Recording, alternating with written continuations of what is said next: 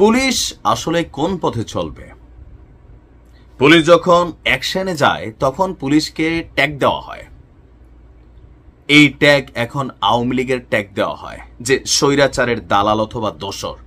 তো বাংলাদেশ নামক রাষ্ট্রে আইন শৃঙ্খলা বাহিনী হিসেবে পুলিশের আসলে কাজ কি? যে আপনি পুলিশের সামনে যা খুশি তা করবেন, আপনি আপনার দাবি দাওয়া আদায়ের জন্য রাষ্ট্রীয় সম্পত্তি অথবা যে কোনো কিছুতে আপনি হামলা চালাবেন, হামলা করবেন, কিন্তু আপনাকে কিছু বলা যাবে না। পুলিশ হয়ে যাবে স্বৈরাচারের দোসর, পুলিশকে ক্ষমা চাইতে হবে।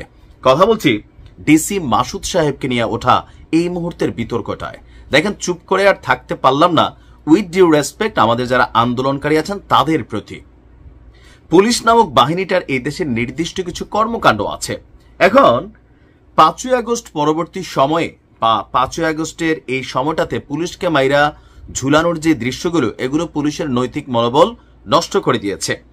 এরপরে আস্তে আস্তে পুলিশ যখন সংগঠিত হচ্ছে বা লিগেল ওয়েতে যখন তারা অ্যাকশনে যাচ্ছে, তখনই পুলিশকে হেয় করার জন্য অথবা পুলিশকে ঝুঁকানোর জন্য নানান ধরনের অ্যাক্টিভিটিস করা হয়। আমরা দেখছিলাম একটা ছাত্রের মুখ চাইপা ধরার সেই ফুটেজটা, যেটা নিয়ে এই মুহূর্তে বিতর্ক চলছে।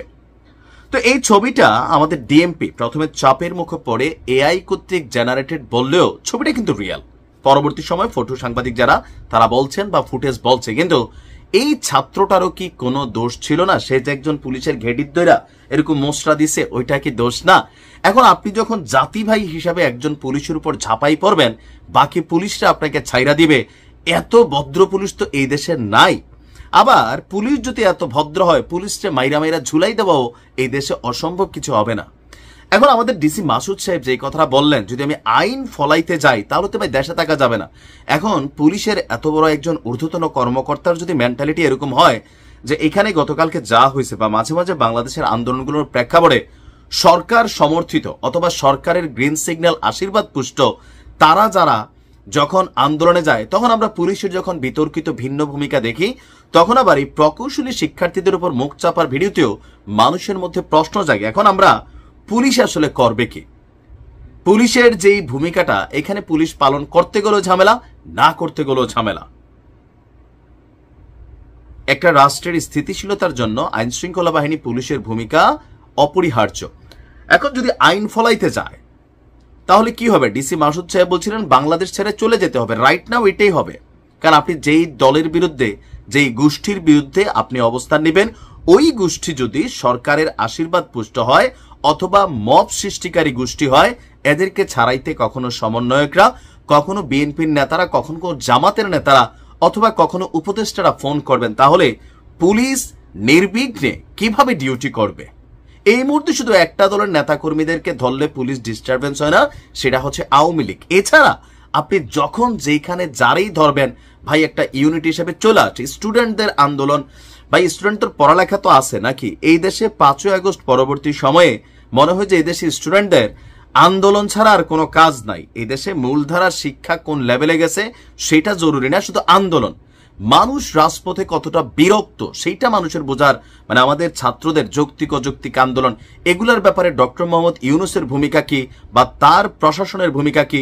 পুলিশ যখন অ্যাকশন নিতে যায়, ডিসি মাসুদকে মাফ চাইতে হবে, ক্ষমা চাইতে হবে, পদত্যাগ করতে হবে। কেন ভাই? পুলিশের তো কাজ আছে। ডিসি মাসুদ যে বলছিলেন যে ভাই যদি প্রধান উপদেষ্টাকে নিরাপত্তা দিতে না পারে তাহলে চাকরি করার দরকার নাই, কথা তো সঠিক। আপনারা আন্দোলন করবেন, নির্দিষ্ট একটা জায়গায় আন্দোলন করেন, কিন্তু যে ছাত্রদের ভাষা 5ই আগস্ট থেকে আমরা শিখছি ভাই, জুলাই আগস্ট থেকে রাজপথে নাইমা মাইট টাইম না খাইলে আন্দোলন কিন্তু সফলতার মুখ দেখে না। এইটাও তো আমাদের দেশের টেন্ডেন্সি। আসলে ভিডিওর বিষয়বস্তু শুরু কর্ম কি, শেষ কর্ম কোথায়? যখন নৈতিকভাবে কথাগুলা বলতে যাই, এই দেশটা পুরাটাই একটা ক্যাওসের মধ্যে চলে। পুলিশকে আইন ফলানোর জন্য আসলে এই ইন্টেরিম থেকে শুরু করে আওয়ামী লীগ, আগামী দিনে ভবিষ্যতে বিএনপি অথবা জামাত যারাই আসবে, পুলিশ কি আদৌ তার যে দায়িত্ব সেটা সঠিকভাবে পালন করতে পারবে?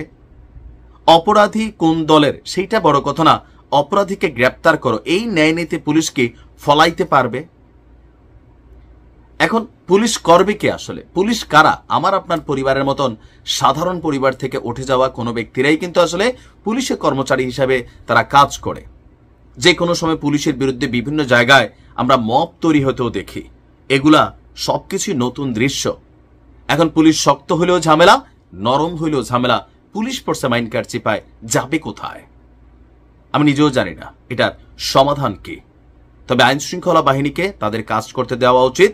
আর আইন শৃঙ্খলা বাহিনীরও কোনো সরকারের পক্ষে কোনো আন্দোলনকে দমন করতে গিয়া এমন কোনো অ্যাক্টিভিটিস করা উচিত না যেটা আবার সময়ের সাপেক্ষে আপনাকে কখনো মনে করেন ওই যে ওভারব্রিজে ঝুলাই রাখতে সাহায্য করবে। কারণ এগুলো আমরা দেখছি বাংলাদেশে। আপনি আপনার দায়িত্বটা পালন করুন, যেটা সঠিক, যেটা ন্যায়, তবে উইথ ধৈর্য। ভালো থাকুন।